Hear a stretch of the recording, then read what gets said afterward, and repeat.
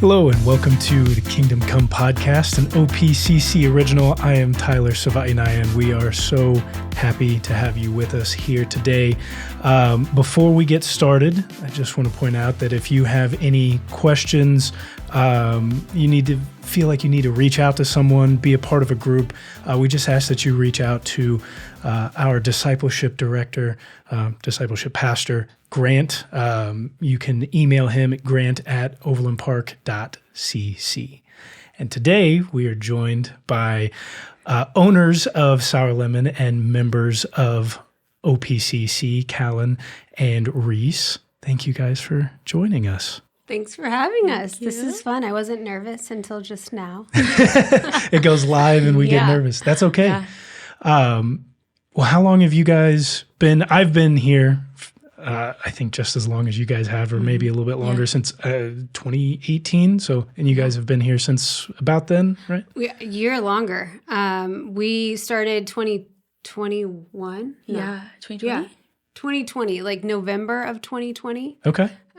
Started coming to the church. So we were friends with Shay and Molly. Everyone. Yes. Right? Yeah, same story. And they told us about their church, and we just never came until November of 2020. And she had gone through confirmation at the Catholic Church, which is what I was very familiar with growing up. And so, I mean, that's a whole thing. We don't have to get into all of that, but decided to come, and like right away, I just felt like, oh my gosh, this is where we're supposed to be. So yeah, we've been here ever since. Yeah. That's good. Yeah. What spoke to you about, how did you know this is where you were supposed to be? Oh man. Well, for like the church that I grew up going to, my parents were sort of hippies. So they did like this, they helped put together like a guitar mass in the basement of a Catholic church. And so I grew up going to this sort of like underground Catholic church, guitar mass type thing that was, they shut it down after like 10 years because it wasn't actually like real church is what they called it. We didn't like sit in pews the right way. We didn't do the kneeling stuff. But when I walked in, it just like this church isn't huge, but it feel like everybody feels like welcoming and kind of like family. I don't know. And at the time, I think there was probably like 20 people here, and we happened to know, like, Molly had talked some other friends into coming, so I'm like, we know everybody. This was amazing. So yeah, but I think just hearing, like, coming to church and actually feeling like I got a message out of it, I was like, this is why I haven't been to church in a long time, and this is where I'm supposed to be. So, like, immediately I was like, I guess I'm just not Catholic anymore. That's okay. No, that's good. Yeah. I think that's been a common theme of not just people who come on the podcast for the church, but just people in general in the congregation who they come here and they actually feel called by the word that Jimmy gives out. And that is unfortunately not something that is common in the church today. As you go somewhere and yes, the messages are always planned, but if your pastor or the staffers around the church, both, not or, are in the word, that's going to be what comes out. And it's always going to pull at the heartstrings of probably everybody in the congregation. Maybe not every single week, but it will happen more often than not, 9 times out of 10. Yeah. Yeah, definitely. I felt like immediately kind of convicted, but also, I mean, that's good. I think if you don't have like a call to action sort of after Sundays, and that's sort of how I feel with like almost every message I hear is like, I have a plan now. Here's how I'm going to tackle my week. And that was so different. I mean, I was so used to like, oh, I did the sign of the cross like 10 times. And yeah, that's how I feel every time. Yeah. When a Catholic wedding or anything like that. Yeah, it feels like more of a checklist. Yeah. And not, and that's not to say that's not for everyone. Right. Yeah. I've got some good friends that are Catholic that get the same feeling going to Mass that I get going here. And that's more important because our faith is relationship based. Right. Yes. Yeah. Yeah.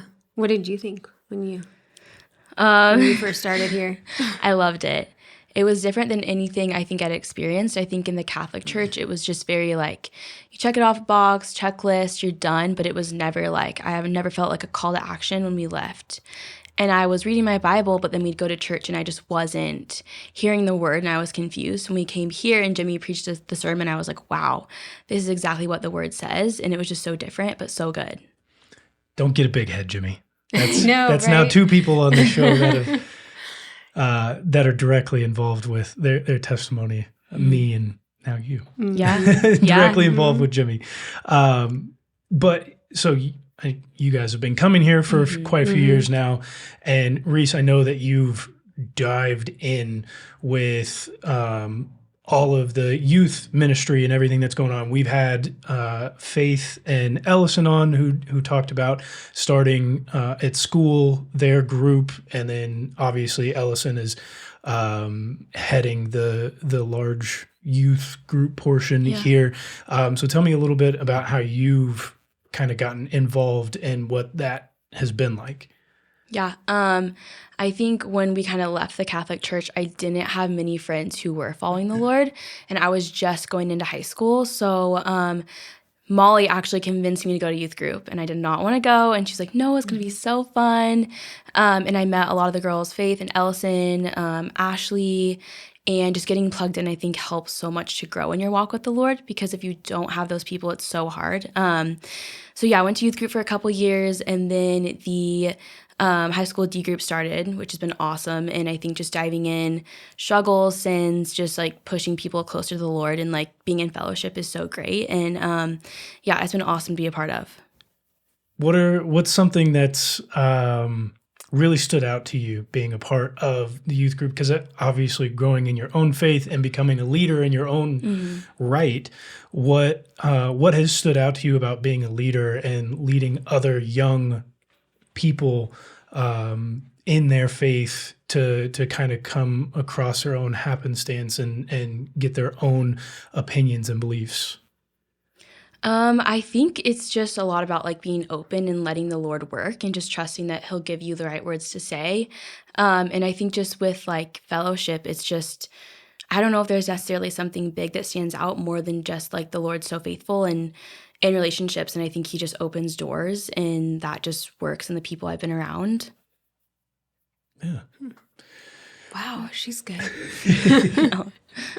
And then, so you guys are both involved in leading at home and outside of the home, and you've got a faith-based business. Yeah. Sour Lemon. Tell me a little bit about that. So I started Sour Lemon sort of like in my kitchen. My husband had he had a supplement company. It was like a greens superfood powder that he was making, and he decided to shut that business down. And I had a box of superfoods, and Reece was sick, and I decided I wanted her to drink apple cider vinegar to get healthy. And I started mixing it with all these superfood powders, and then she wouldn't drink it, but my younger kids liked it. And then I started I found like a pink lemonade recipe that worked and shared it with family and friends. And before I knew it, I had a business growing out of the basement. You were like, what, 12 yeah. when I started. So it was kind of an illegal thing because I had people, nobody arrest me. I had people like coming to the house, and they wanted me to ship it to them in different areas. So I figured out how to do shipping and how to make it a concentrate and not a drink. So we weren't shipping water. And yeah, God has just been so faithful with the business, because like right before I started it, in my head, I was like praying in my kitchen one day, and I was like, God, we're good. Like my husband is just going to run his chiropractic office. We're not doing any more businesses. We're not, I'm good with just staying home. He's going to be a chiropractor. I'm going to help with the kids, because I'd been very involved in his other business. And God was like, nope. Actually, you don't call the shots. But it's been really good and been amazing. As it went on, I had a couple of people helping, and timing just wasn't right for them. And Reece ended up stepping in, and she's always been really good with social media, but handing social media to a 13. Gosh, that sounds so wrong. I handed social media over to my 13-year-old, and she loved coming to events with me. We do a few events every year, and she liked talking to people, and she kind of just came alive when she could be doing that. And I was kind of against at first. I said, we can't talk about faith and business. Like, you have to keep the two separate. And I think it was probably like 6 months ago. Yeah. We were both. She's like, "Are you still like?" I kind of don't think we should do that anymore. And I was like, I agree. Let's go ahead. And if people don't like it, they don't like it. But I don't think we can hide who we are, because this is this is our life. And so God has just. It's crazy to see how God has worked in that, because I actually feel like our business is better when we have more people that can relate when we talk about, like on Easter, we're not doing just like bunnies and stuff. We're like, she puts up like a good scripture. Well, that's good. Yeah. No. So what made you lean into that after being told that you can't mix them and running with that for so long? What was the deciding driving factor, or what word did you hear from the Lord to make you decide to at least speak up and say, hey, we need to make that change? Yeah. I think the biggest thing for me was like, I realized like, man, like I'm a senior, I'm going to be graduating soon, and I don't really know what I want to do. And I felt the Lord just be like, this is what you're doing now is what I want you to do.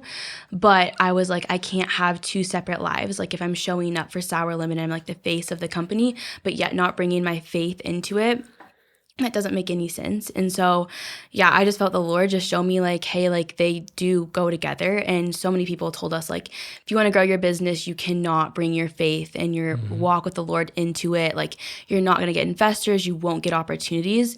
And I felt the Lord be like, when have I ever failed you? Why would you not do that? And then we did, and we got so many more customers, so many more orders, like praying over people's orders and like relationships. And like, I think it just came down to the fact of like, the Lord has done so much. Why wouldn't we share about that? At the end of the day, like we want people to know who He is, and we can't make disciples if we're not ever sharing about that. And we're called to do that. That's strong. Because I have a couple of business degrees, and so that's something that they tell you in college is like, hey, you can't. Politics, religion, you keep everything outside of business. Business is just business. And then you get in the real world and you're like, oh no, that's not true.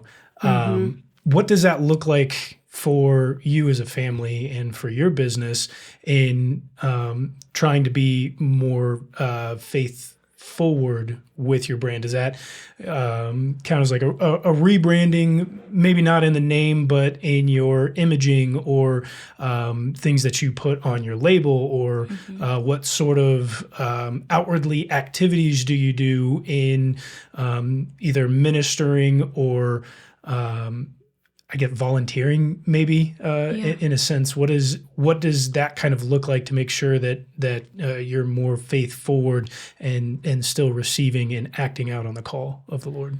Do you want me to? I don't know. Sure. I feel like it was just it was almost like we were hiding before. So we didn't really, there was no rebranding or, and I think over time, a lot of our following knew that we were followers. Yeah. But we had sort of kept it hidden for a while. So it was more like just being real. And I think people also pick up on that. Like you could sort of tell that something was, there were just times we didn't say anything about anything. And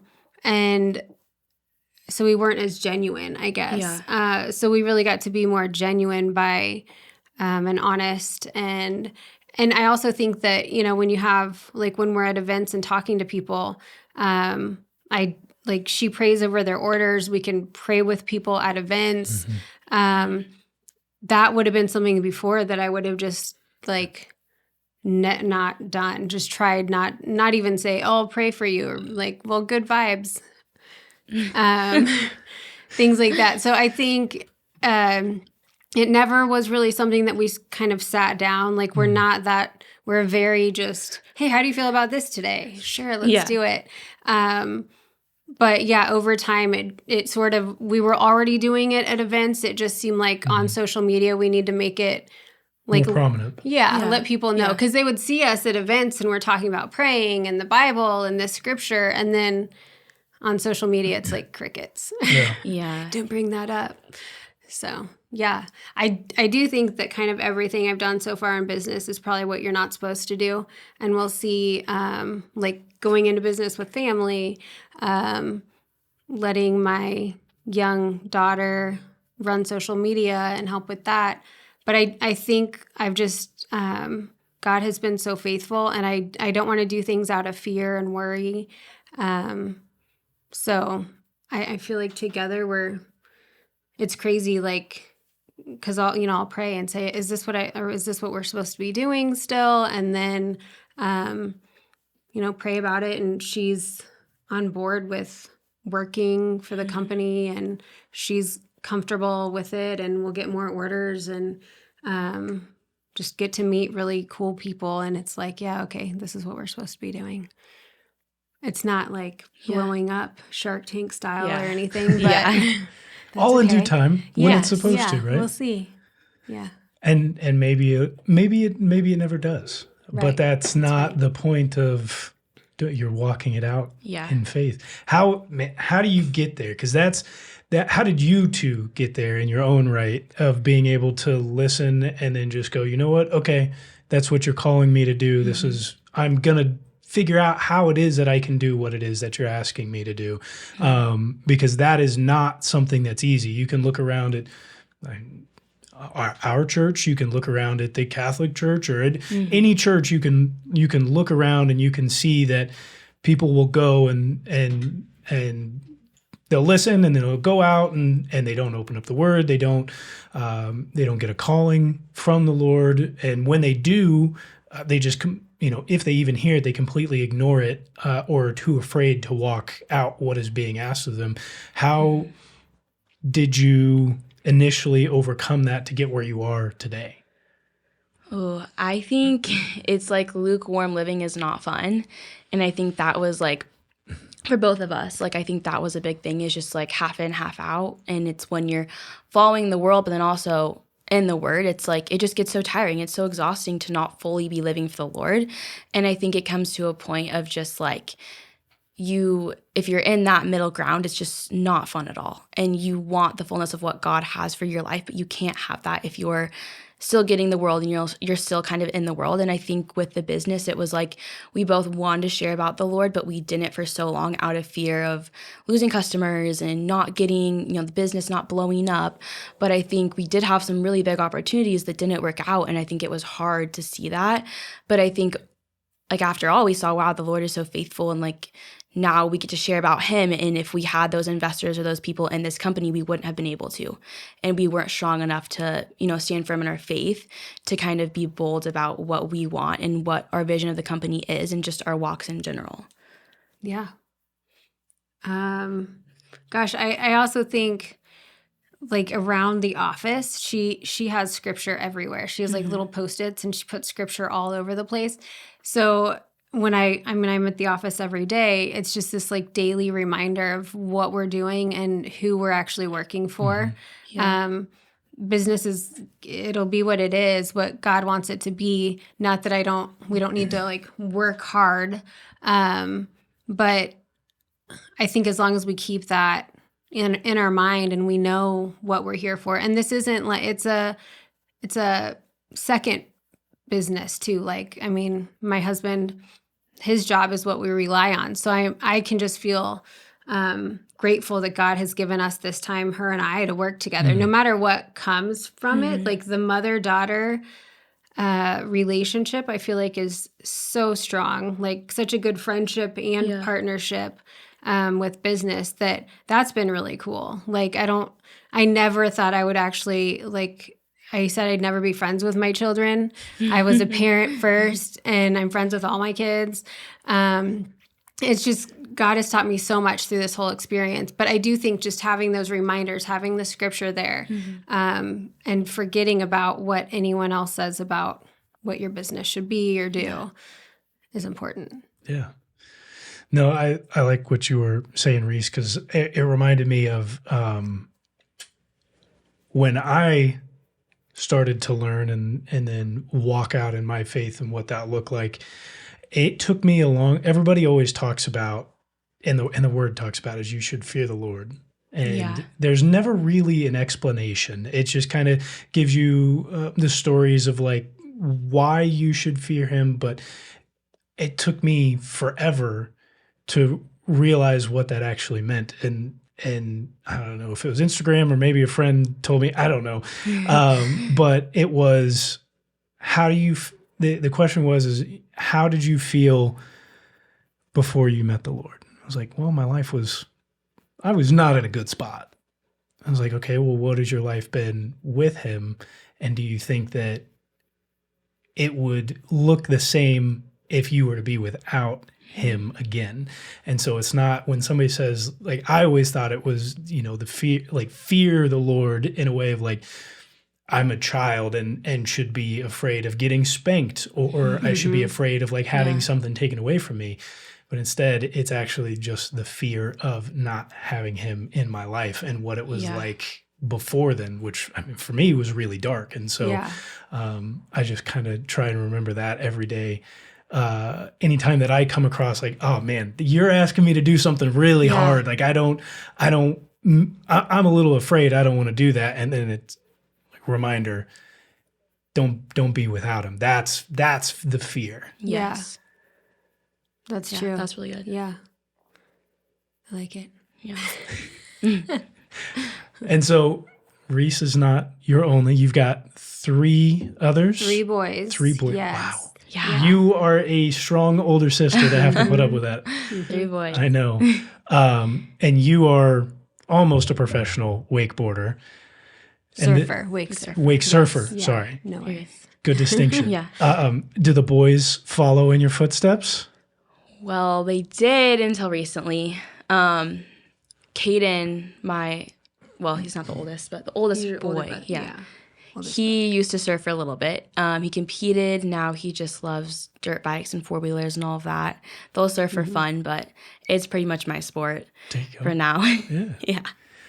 What, gosh. Yeah. How do you handle that? Because we talked a little bit pre-show of playing football and potentially wrestling. I mean, I'm the only one for my parents. And so playing the sports, my mom was always worried getting hurt, but I never did the wake surfing or the motocross or anything like that. How do you handle that with? Well, I don't, my husband and I started wake surfing like, I don't know, 20 some years ago. So it's a more gentle sport, or I thought it was more gentle. I don't surf like she does. So what she does is not gentle, and you can definitely hurt yourself. And, but I feel like things kind of happened that I didn't get a say in. Like dirt bikes showed up in our house and I wasn't home when they arrived. So sometimes there's no ask, and I trust that if my husband is making those calls where the kids are concerned, that, he's pretty safety driven. So if a dirt bike shows up in the house and he seems to think it's okay for the kid to ride it, I just sort of go with that. But I also have 2 of my 4 kids are super safety conscious. She's one of them, and then one of the boys. But my son, who loves the dirt bikes, I come home and he's building dirt bike jumps in the backyard, and I'll send my husband a picture and be like, "Is this safe?" And he's like, "No, that's not safe. Stop him now. Take it down." Yeah, that's not okay. So some of it, I think, with just having that many kids, you just pray a lot. Just pray a lot. I just pray. There's not much more I can do. Yeah. Wow. Oh no! And being the only girl of the siblings, Yeah. that's got to be tough. How are you handling that? Oh, I love my brothers. I was really hoping one of them would be a girl. I want a sister, but all my cousins are girls for the most part. Well, okay, So that's not too bad. It's not bad. Yeah, they're fun. They have so many cool things they do. It's always entertaining. Never a dull moment. I'm always entertained, and I love that. But yeah, they're rough. I don't know. They're crazy a lot of the time. Yeah. But I think they keep me humble, and I need that. So I love that. That's good. Yeah. And as an older sister, how do you lead out with younger brothers who are? I know the two younger ones are. I think there's a pretty decent age gap. Yeah. How do you do that? I mean, how is it? Obviously, they're not going to listen. You're a girl, and and you're also almost out of the house. Not like you're leaving, but at that kind of age group where you do, and so what's that dynamic like? I think the biggest thing is I just try to be their friend. Like I try to think of when I was younger and when I was going through the certain stages they are, and just to be a friend to them, just like to show up, drop them off at baseball practice. I think just like leading by example. Like the Bible talks about just like your actions speak louder than words. So sometimes just helping out at home and just, I would say just seeking the Lord in it. Like just helping my parents out, doing what I can, and just being a friend to them and being there for them and trying not to get so frustrated with them, and just kind of remembering like when I was their age, what I was doing, and just having fun with them too, because I'll be gone soon and I'll miss them. So You're not leaving. Sorry. But yeah, I would just say I mess up, but then just showing them like, oh, I'm getting in my Bible. How can I help you get in your Bible? Like, what's the Lord teaching you? Just trying to be a good example. And when I make mistakes, be like, yeah, I messed up on that. Now you can learn from my mistakes and not do that. Have you thought about like starting in-home group, or is that something like we do as a family, where we sit down and read, or kind of a discipleship group, but just for the family? It's funny because my husband and I, we each like pray with the kids, but we don't always pray together as a family. Definitely something that I want to start doing. And praying out loud for me for a long time was like, I'm used to, I can say specific prayers out loud because it's very Catholic. Like I can say grace, and I know, I don't even know the names of the prayers, but if you start the words, I can finish it. But we have been more like when we homeschooled our younger boys for a while, or I guess everybody, but we sent the younger ones back to school recently. And the first day back, I was remembering these old moments of 4 kids in public school and how chaotic the mornings were. And the first morning that the boys went back, Reece and Callen had their Bibles at the table, and they were just praying, or just reading through the Bible and then saying prayers. And then the little boys came in the room, and it was just such a cool, neat moment that kind of just organically happened. So I will say we read the Bible together and pray, but it's never like a planned event. I think we have enough people in our house. We could definitely do a discipleship group. But yeah, it's neat when it happens, and it's really cool to see your kids like doing that on their own without having to tell them like, oh, go get your Bibles, or It takes a lot of work. That's not an easy thing to do. What is it? I've been married almost 4 years now. So somebody who's thinking about starting a family, and friends who have, and looking around and seeing, it's mainly 1, maybe 2 children max, to see that 4 used to not be very big, and now 4 is massive. How do you kind of lead out at home, and what is it like to have what's a larger family for these days, for somebody who is a new parent or thinking about being a parent? What is that kind of like? I mean, every kid is so fun. I guess I did think I would have 4 children, and then we had our first, and I thought we would have 1.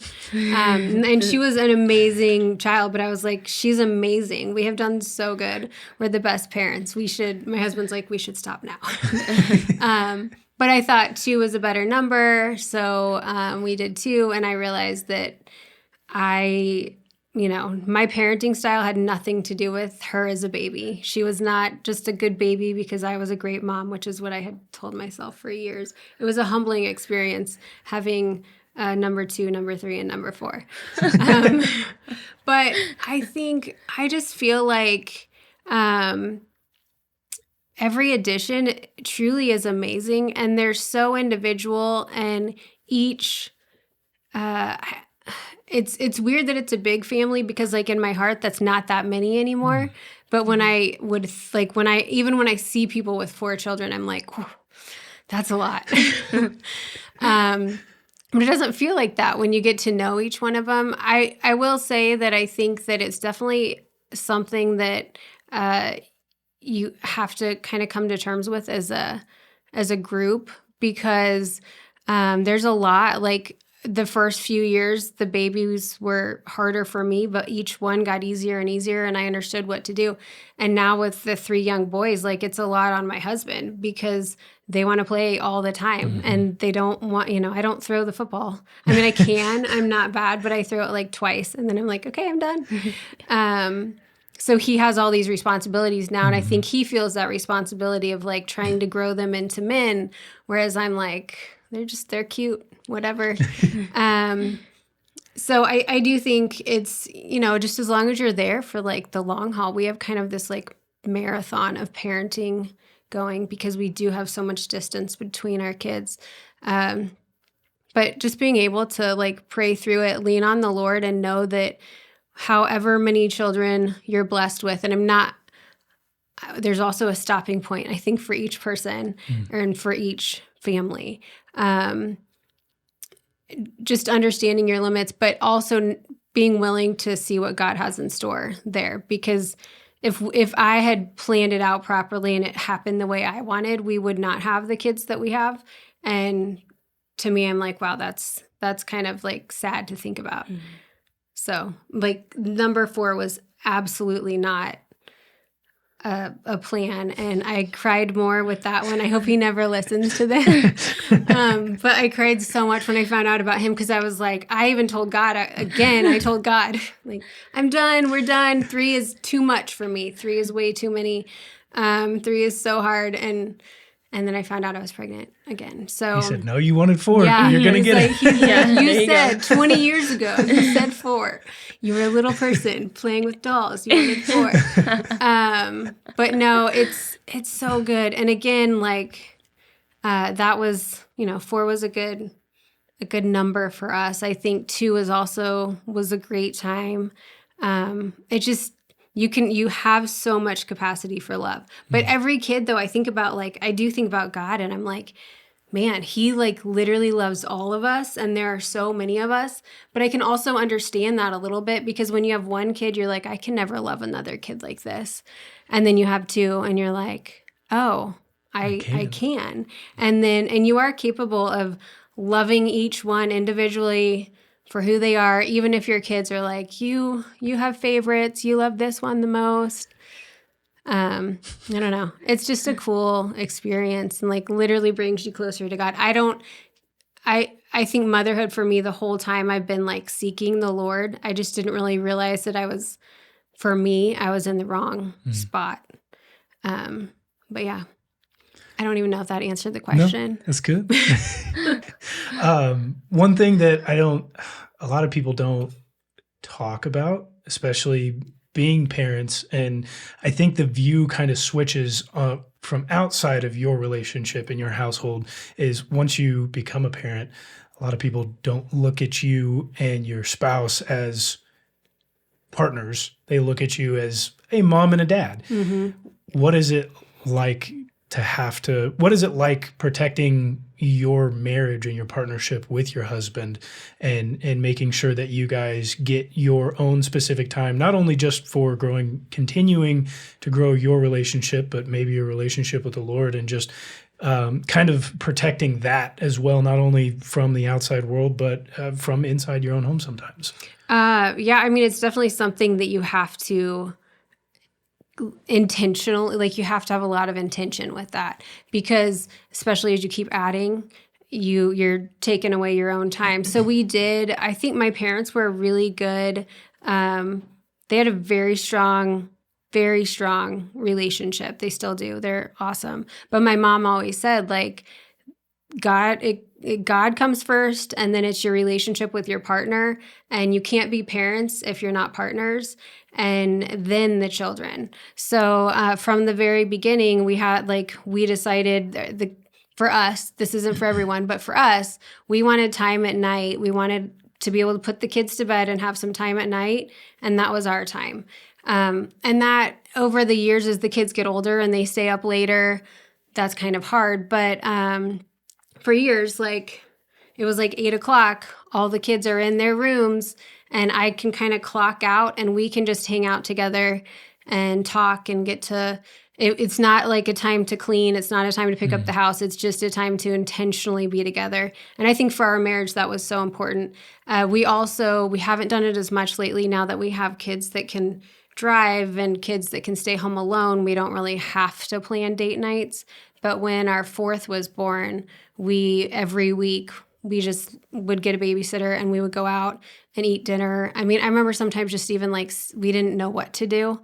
So we'd go eat dinner and then just kind of sit in the car and wait to go home until they were like put to bed. Because you eat so fast after you have kids too. Yeah. Like we would eat dinner in like 15 minutes out at a restaurant, and then it's like, well, that's it. But we don't want to go home. So yeah, you have to be intentional. And I think there were times that my husband would come to me and he would say, because, he's at work all day. I was lucky enough to stay home with the kids. I would be so tapped out after, but I was around them all day. So I didn't feel like I was missing out, but he would kind of come home and he hadn't been able to hang out with me or see me. And he's like, I need a little bit of you without the kids.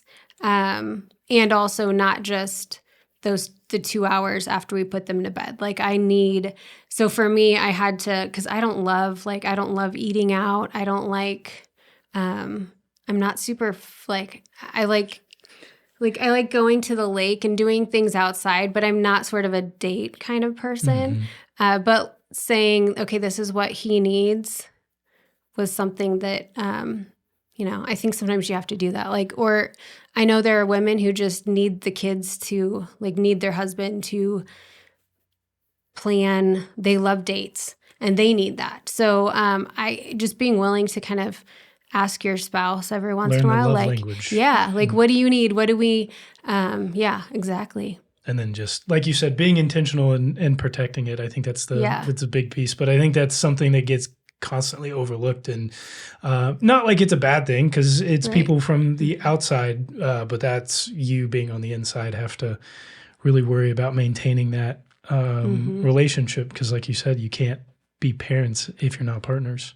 Yes. Yeah.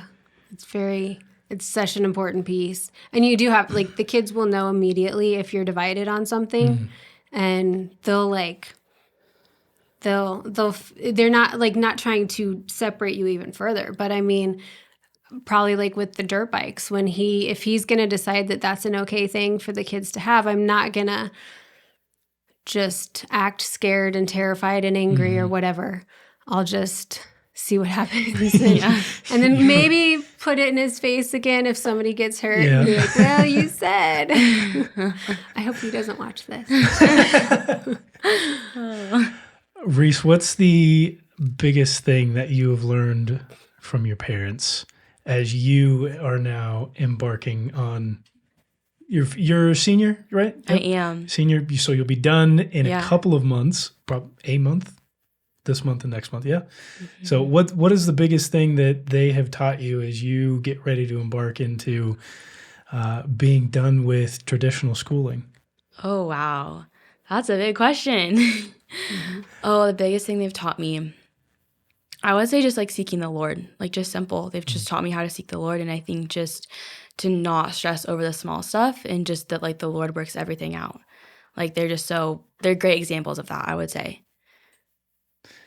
Just let things, let things kind of run their course. Yeah. I mean, I get that from you guys speaking to you here, but also around church and seeing you around. And you guys are definitely a lot calmer than just not then like, I wouldn't say like everybody's high strung, but you can just tell there's a calming presence around particular people. And even with 4 kids who run around and act crazy, everybody in the household, in the Johnson household, feels like pretty centered. Good. I like that. Yeah. I mean, it takes work probably, but we're definitely, you can't sweat the small stuff and just pray a lot. I mean, sometimes when I'm acting calm, I'm probably like secretly like just praying so I don't blow up or something. But yeah, that's good. I'm glad that you. Yeah, I'm glad that's seen because Yeah. it's crazy sometimes. That's good. Where can we find the sour lemon? What tell me a little bit more about it, and then where we can find it. Go for it. Okay. Yeah, you go for it. So apple cider vinegar, I don't know if I said that, which is great for like gut health, digestion, all the things, skin, hair, nails. You can find it on our website. It is, do you want to share? Sourlemonbeverage.com. Sourlemonbeverage.com. Okay. I was going to do the www Oh. and like really show my age. And you can also, our office is right down the street. It's at 161st and Foster. So 16104 Foster. And that's where the storefront is. That's where we make everything. That's also my husband's chiropractic office. So he and I get to work together all day long too. He loves it. Can't always leave work at work or home at home. Yes. Yeah. That's okay. Cool. Well, thank you guys for coming on. I really appreciate it. And to those of you that have any questions, feel like you need to reach out, want to join a group, again, reach out to our discipleship pastor, Grant. Email him. It's grant@overlandpark.cc. We thank you for being here with us, and have a blessed week.